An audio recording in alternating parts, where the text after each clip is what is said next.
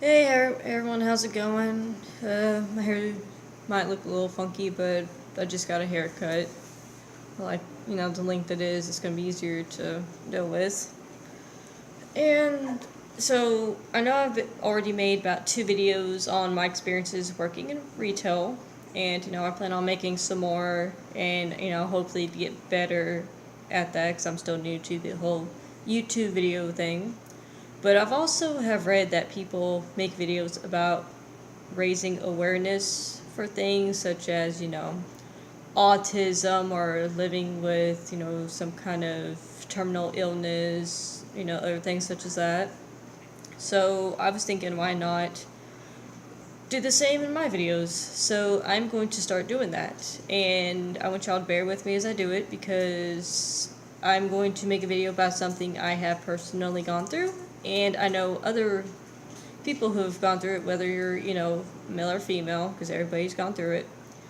And it's not going to be easy to talk about because in order to talk about it, you have to think about, your past. So it's going to be difficult. So it's probably going to be, long, hard thing for me to talk about, but just bear with me because people need to know about it. They need to know that it happens, and it happens to 1 in 4 women. It also happens to men, and I know y'all are thinking, what is it? What are you talking about? And it is domestic violence. And what a lot of people probably don't know is I myself am a survivor of domestic violence, and it's not something I go around talking about, even though we should. And I know that there's a lot of questions people have about it, so I thought I would make a video about it, about my experience, how I unfortunately got into the situation, why I stayed for so long, what finally helped me get out of it, how I survived. So I'm hoping with this I can help other women and also men, because like I said, everybody's gone through it, even children go through it. My main focus might just be for women, other people have gone through it, just because, as a woman, just to help other women as well who are like, who feel stuck in a situation, who feel like they can't leave. So hopefully this will help them. And I'm not going to do everything in a video because that's going to be a long video. So I'm just going to do just different parts, like one will be about um, the guy I met, how he met, and then it'll be about, how the violence, started happening, like, the red flags that came up and how the situation came about, like how he started being violent towards me, things he did and said, and then, how I was able to escape, experiences I went through. I still deal with long term effects from it. I haven't had it confirmed, but I've done research and I believe I probably have some kind of mental disorder, possibly. I've been told and have read that I could have possible battered woman syndrome. I deal with triggers, the past still haunts me. I still deal with it. And it's not something that as soon as you get out of a situation, bam, you're magically, all better and stuff. Mentally, physically, and everything, you're, perfectly healthy again. I mean, that's not the choice. That's not the case. My mental state, it's better than it was. I still have times when my mental state is not that great. I mean, I don't go off and, I live with my parents and I don't tell them, oh, mentally, I'm not good today. I mean, I've had some dark thoughts. I still have them from time to time. But it's living one day at a time. It's not like overnight, oh, he's no longer in my life. I am all better now. I have the healthiest thoughts in the world. I have gotten better, I'm loving my body more.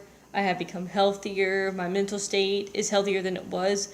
But with any long term mental, effect, you still deal with stuff. It's not just magically going to go away.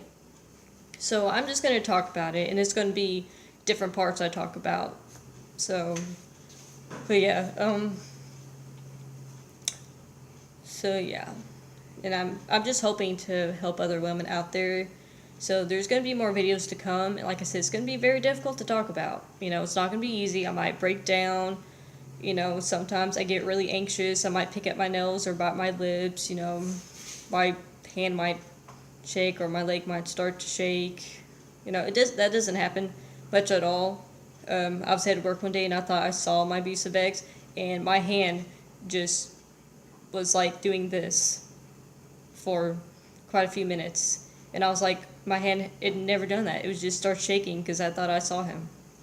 I mean, it's like sometimes I might shake my leg. I mean, I do hide stuff. It's not like I go around and be like, oh my god, I'm having an attack. I mean, it's like I try not to just be like, you know, this is what I deal with, this is what I have, even though it would probably help. I try to deal with it my own way, you know? I just try to calm myself down if I feel like I might get anxious, you know? I just try to calm myself down and be like, you know, he's no longer in your life. He can't hurt you anymore, even though you still think the person could hurt you, even though you still think they could find me, they could come after me. You know, it's a possibility, but it's probably never going to happen. I mean, very rarely, you know, would a guy try to look for you and be like, oh, I mean, yes, it has happened. You know, a girl breaks up with her abusive boyfriend and he will stalk her and, you know, go after her and, unfortunately, you know, and kill her, which is horrible. But, I mean, in my case, I don't think it would happen, even though I still have those thoughts because of things that, you know, he would say to me and do to me. So, yeah, just letting y'all know that's kind of videos I'm going to be making. So, just hoping to help other women in that situation. You know, if they're in that situation, they feel like they have no way out, to just help them know that there is a way out. You know, you don't have to stay in an abusive relationship with a man who is doing horrible things to you. And I'm also going to talk about different kinds of abuse, because I've been through a lot of it.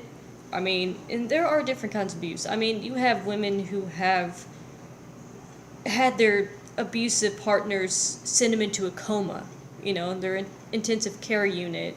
And you have other women who had just simply had a man, you know, just smack them upside the head or just push them down, you know, or broken arm or leg, you know. So, I mean, it's all abuse, you know, all of it is abusive.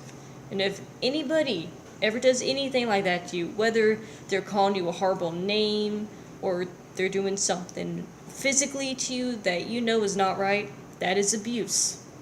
And, you know, just know that that's never okay. It's never okay for anybody to ever hurt you. And it's like, it shocked my parents when they found out, because that's not the household I was raised in. I was raised in, you know, the man treats the woman with respect. He loves and cares for her. He doesn't do anything horrible to her. And it's like, I remember reading about when Chris Brown, you know, was abusive to, you know, Rihanna. And I read that, I thought, if a man ever hit me, just simply hit me, I would just be like, no, you're not doing this to me. It's over. You say that, but then when you're actually in a situation, it's different.